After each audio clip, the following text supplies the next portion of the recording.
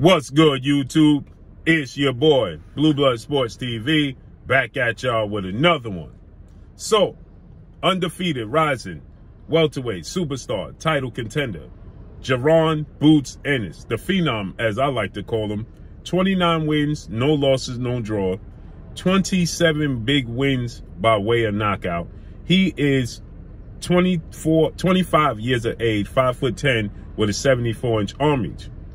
He's viewed as the most avoided fighter today in the sport of boxing. Jaron Boots Ennis is, okay? Jaron Boots Ennis has the ability to switch from southpaw to orthodox. He's an absolute problem for the sport of boxing, especially that welterweight division, junior middleweight division, and future middleweight division, right? At 5'10" with a 74-inch arm reach and only 25 years of age, okay? So with that said, everybody likes to pit Jaron Boots Ennis in a possible showdown, hypothetical showdown with undefeated 3-division world champion, former junior welterweight undisputed world champion, currently the reigning WBO, World Boxing Organization welterweight world champion, who is widely considered by many to be the #1 best pound-for-pound fighter in the world, in Terence Crawford, who is 38 wins, no loss, no draw, 29 big wins by way of knockout. He is 34 years of age, 5'8" with a 74-inch arm reach. Terence Crawford and Jaron Boots Ennis get a lot of comparison because Terence Crawford's ability to switch from southpaw to orthodox. Jaron Ennis, he switches from southpaw to orthodox. And also, undefeated, unified, 3-belt WBC, WBA, IBF, Ring Magazine welterweight world champion, superstar boxer, Errol the True Spence Jr., who Errol Spence Jr. is widely considered by many to be top 2, if not #1 best pound-for-pound fighter in the world. And he is 28 wins, no loss, no draw, 22 big wins by way of knockout, 32 years of age, 5'9.5" with a 72-inch arm reach. He's a southpaw, fundamentally sound, a big, strong pressure fighter that's technically sound and skilled, high ring IQ, and a body puncher. So it's like Jaron Boots Ennis is a mixture between Terence Crawford and Errol Spence, right? Now, Errol Spence and Jaron Boots Ennis, they've had conversations, right? We know that Errol Spence has actually responded to Jaron Boots Ennis. Jaron Boots Ennis' last fight with Custio Clayton, Errol Spence was ringside, and they jawed back and forth, okay?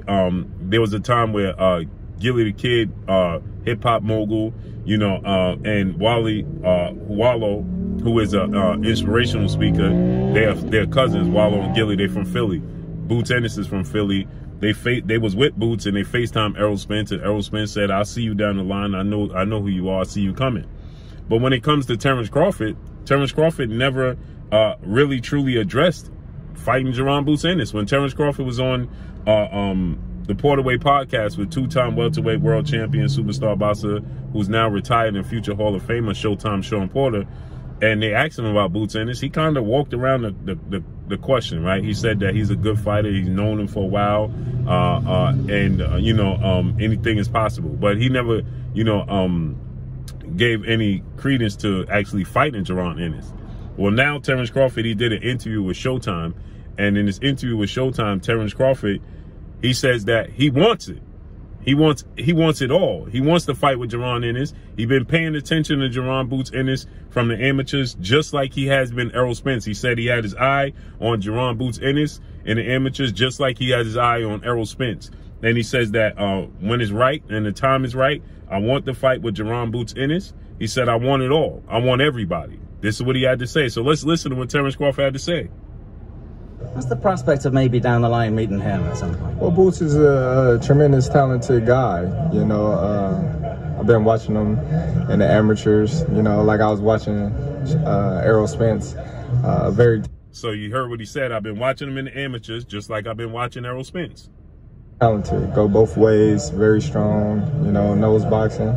He's going to be a force to reckon with. And me and him later down the line, if that, come on my table and it's a right fight for me, I'm taking it all. I'm taking it all. You said. So you heard what he said. He said when it comes down the line and it's on the table for me, I'm taking it all. I want it all, right? So he's saying that he, because he's never, gave any real inkling that he was willing or the fight was a possibility of him fighting Jaron Ennis.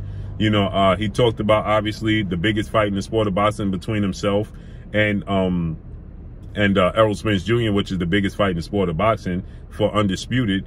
And he talked about going up to junior middleweight 154 and challenging Errol Spence, close friend and fellow stablemate, in three-time junior middleweight world champion, okay, who is the undisputed junior middleweight world champion superstar boxer Jermell Lions Only Charlo. Jermell Charlo is 35 wins, 1 loss, 1 draw. He has 18 wins by way of knockout. Jermell Charlo is 32 years of age. He's 5'11.5" with a 73.5-inch arm reach. So he talked about they both trained, that being Errol Spence and Jermell Charlo, by well-renowned trainer, 2-time trainer of the year, future Hall of Famer, and Derrick James. So that seems to have always been Terence Crawford's focal point. And so he never really gave any credence to Jaron Ennis. Now he has. Listen, let's hear it again. Errol Spence, very talented. Maybe down the line meeting him at some point. Well, Boots is a tremendous talented guy. You know, I've been watching him in the amateurs. You know, like I was watching Errol Spence. Very talented. Go both ways. Very strong. You know, knows boxing. He's going to be a force to reckon with. And now, one thing to keep in mind. You know, Terence Crawford, when he was on the Porterweight podcast, he said a lot of people always contacted him when Boots was fighting and telling him that Boots reminds him a lot of himself, you know, because of his ability to switch from southpaw to orthodox, extremely long arms, power in both hands, high ring IQ, right? And, you know, he said that was a part of the reason why he's always, you know, kept a close eye on Jaron Ennis, right? And then at the same token, Jaron Boots Ennis, you know, he stated that he don't think him and Terence Crawford have nothing in common, right? He said that he don't think Terence Crawford is as effective in switching as he's perceived to be, right? He said he's predominantly a southpaw that has at a time switched to orthodox, right? And so, like I've been saying, I don't think Terence Crawford these days is as effective as he once was in the southpaw stance as he is in the orthodox stance as he is in the southpaw stance. But listen to what Terence Crawford had to say. And him later down the line, you know, if that, you know, come on my table and it's a right fight for me, you know, I'm taking it all. I'm taking it all. Now, one thing I will say is people going to say he hasn't, you know, he still hasn't, you know, committed to it, right? He said if it comes across my table and it's the right fight for me, you know, then I want it all, right? Terence Crawford is very competitive. I'm sure Terence Crawford hears the chatter of Jaron Boots Ennis. I'm sure Terence Crawford hears Jaron Boots Ennis himself saying that he and Terence Crawford have nothing. He does everything better than Terence Crawford, right? Jaron Boots Ennis is very confident, very skilled, as he said. And he always states that I do everything better than Terence Crawford, okay? And I'm more versatile and fluid than Errol Spence Jr. So the fact that Terence Crawford is saying, if it comes across my table, right, you know, then I want it all. You know, Terence Crawford will be 35 in September. So a lot of people question just how long Terence Crawford has left in the sport of boxing, seeing as though Terence Crawford, you know, has stated, you know, in the past that he don't want to fight, you know, late into his 30s and definitely not into his 40s, right? So, you know, Terence Crawford, you know, saying that, you know, Jaron Boots Ennis come across his table, he's willing to take it. Well, it raises the question, you know, are you going to pursue it? Now, we know Jaron Ennis, he wants to accomplish and set his own legacy at welterweight. So he's not eager to jump up to junior middleweight. He wants to become a world champion at welterweight, okay, and set his legacy, set his own precedent, and start to carve out his own niche and his own path in the sport of boxing. So he wants to become a champion and possibly an undisputed champion at welterweight. And there's some fights there for him. It's just a time frame, right? How much longer is Terence Crawford going to be in the sport? And when is Jaron Boots Ennis going to move up to, you know, junior middleweight? Because it seems like Terence Crawford beats Errol Spence, he's going to go up to junior middleweight. That fight with him and Jermell Charlo, he's expressed a lot of interest in fighting Jermell Charlo and saying how he don't really like Jermell Charlo and he can't wait to knock out Jermell Charlo. And Jermell Charlo is a cheerleader of Errol Spence and he can't wait to shut him up. So Terence Crawford, you know, is a competitor. He got his sights set on Errol Spence and Jermell Charlo. And then I think that if by that time, you know, if Jaron Boots Ennis starts to make his way to 154, then that fight could present itself. Or Terence Crawford go back down to 47, right? He don't have the biggest frame in the world. And if that's his last fight or last few fights in boxing, well, then it won't matter because, you know, he come back down to 47 and fight Jaron Boots Ennis or a catch weight. It just makes sense, right? So let's listen one more time.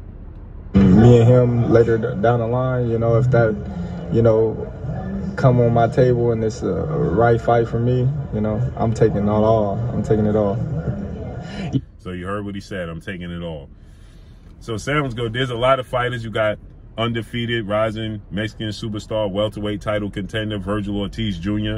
at 147 for Jaron Boots Ennis. You have Stanionis, who's a title contender, welterweight star title contender. He's available.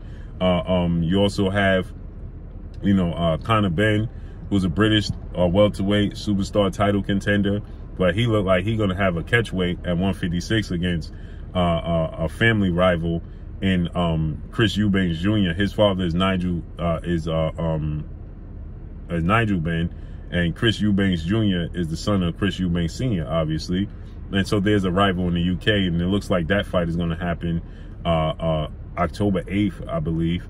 So, you know, but these are fights for Boots Ennis, and the winner, Errol Spence, Terence Crawford, is going to vacate the titles anyway. So he'll have a path to pick up some titles. It's just how eager everybody is to give him the opportunity. Now, I think the path will be clear for him to pick up a title once they vacate because he's already in position. But to unify the titles is when it's going to start to get a little cloudy. So let's see how this unfolds and plays out. But that's all I got for y'all. Make sure you hit the like button. Drop a comment in the comment section. Let me know what y'all think. Y'all already know what it is. It's your boy Blue, Blue Blood Sports TV. Hate, like, comment, and subscribe. You haven't subscribed, hit the subscribe button, hit the like button, hit the bell icon, and get all the new notifications. Follow me on Instagram at Blue Blood Sports TV, all one word. Y'all already know what it is. Shout out to the entire LDBC. Shout out to Black Media Row. Make sure you like and share these videos. That's all I got for y'all. Peace.